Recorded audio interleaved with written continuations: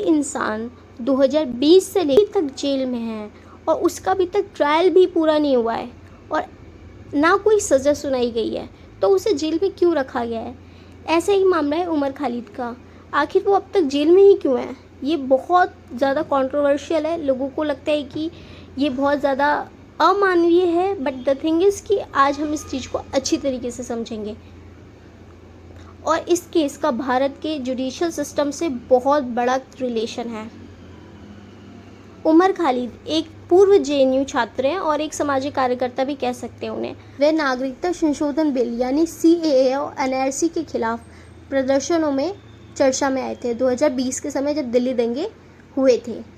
सितंबर 2020 में दिल्ली पुलिस ने उन्हें 2020 के दिल्ली दंगा साजिश में गिरफ्तार कर लिया। तब से लेकर आज तक वो जेल में ही है कि उन पे UAPA यानी अनलॉफुल एक्टिविटीज़ प्रिवेंशन एक्ट के तहत मामला दर्ज किया गया है और एवरीवन नोज कि UAP कितना ज़्यादा स्ट्रिक्ट है। फरवरी 2020 में उत्तर पूर्वी दिल्ली के हिस्सों में कुछ हिंसा भड़की थी और इन हिंसा में 50 से भी ज़्यादा लोगों की मौत हुई थी और सैकड़ों लोग घायल हुए थे। दिल्ली पुलिस का ये आरोप था कि ये हिंसा अचानक नहीं हुई थी, बल्कि इसके पीछे एक बहुत बड़ी साजिश थी और ये पुलिस ये भी कहती है कि उमर खालिद भी इस साजिश में कथित तौर पर शामिल थे। उमर खालिद इन सभी आरोपों से इनकार करते हैं और खुद को निर्दोष बताते हैं। As every criminal claims to be innocent. फिर उन्हें जमानत क्यों नहीं मिली अभी तक? यही से मामला थोड़ा सा लीगली स्ट्रिक्ट हो जाता है। आमतौर पर किसी आरोपी को ट्रायल शुरू होने से पहले तक जमानत मिल जाती है। उमर खालिद पर UAP लगाया गया। UAP एक भारत का बहुत ही स्ट्रिक्ट कानून माना जाता है। इस कानून के तहत जमानत मिलना सामान्य मामलों की तुलना में काफ़ी डिफ़िकल्ट होता है। अदालत को सिर्फ ये देखना होता है कि पहली नज़र यानी प्राइमा फेशिया में आरोप बेबुनियाद तो नहीं। अगर अदालत को लगता है कि आरोपों में प्रथम दृष्टया दम है तो जमानत देना मुश्किल है। और एज वी नो कि उमर खालिद के खिलाफ बहुत सारे डिजिटल प्रूफ हैं जिससे पता चलता है कि उधर 2020 के दंगों में शामिल हुए थे और इसी बेस पे कोर्ट ने उनकी याचिका खारिज की है। लेकिन जनवरी 2026 में सुप्रीम कोर्ट ने उन्हें ज़मानत देने से भी इनकार कर दिया, जो अभी जनवरी में लगी थी।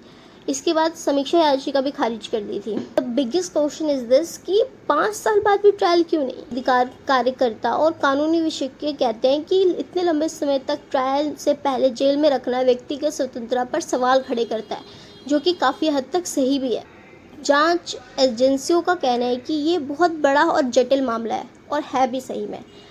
इसमें कई आरोपी, एक बड़ी संख्या में गवाह और बहुत सारे डिजिटल सबूत मिले, जैसा कि आपको मैंने पहले बताया था। इसी कारण से ट्रायल में बहुत टाइम लग रहा है और उमर खालिद को ही जमानत नहीं मिल रही या फिर उनके सब जितने भी लोग थे उनके टच में उनको भी जमानत नहीं मिल रही। द रियलिटीज़ की सुप्रीम कोर्ट ने 2026 में याचिका भी खारिज कर दी थी, उनको भी जमानत नहीं मिल रही। द रियलिटीज़ की सुप्रीम कोर्ट ने 2026 में जैन के महीने में सुप्रीम कोर्ट ने इसी मामले में कुछ अन्य आरोपियों को जमानत दे दी है, लेकिन उमर खालिद और शर्जिल इमाम को जमानत नहीं मिली। अदालत का कहना है कि खालिद का मामला सिर्फ एक व्यक्ति का मामला नहीं रह गया, अब ये बहुत बड़ी कानूनी और संवैधानिक बहस बन गई है। और एक पक्ष का कहना है कि राष्ट्रीय सुरक्षा से जुड़े मामलों में सख्त कानून होना ज़रूरी है, जो कि हर कोई एग्री करेगा। पर दूसरे पक्ष का ये भी कहना है कि किसी लोकतंत्र में व्यक्ति की भूमिका अलग अलग होती है। एज वी नो, व्यक्तिगत स्वतंत्रता भी उतनी ही महत्वपूर्ण है। आज के ज़माने में तो ये बिल्कुल नहीं लगता जिस तरीके का सिस्टम है। उनका मानना है कि बिना ट्रायल पूरा हुए किसी व्यक्ति को वर्षों तक जेल में रखना बहुत ही चिंता का विषय है। लेकिन एक बात बिल्कुल साफ है कि उमर खालिद को अभी तक ने दोषी घोषित नहीं किया है लेकिन उनकी रिहा भी नहीं की गई है। उनका ट्रायल अभी भी जारी है। आखिरकार ही तय करेगी कि दोषी आखिरकार अदालत ही तय करेगी कि वह दोषी है या निर्दोष। तब तक ये मामला भारत के सबसे चर्चित मामलों में से एक बना रहेगा।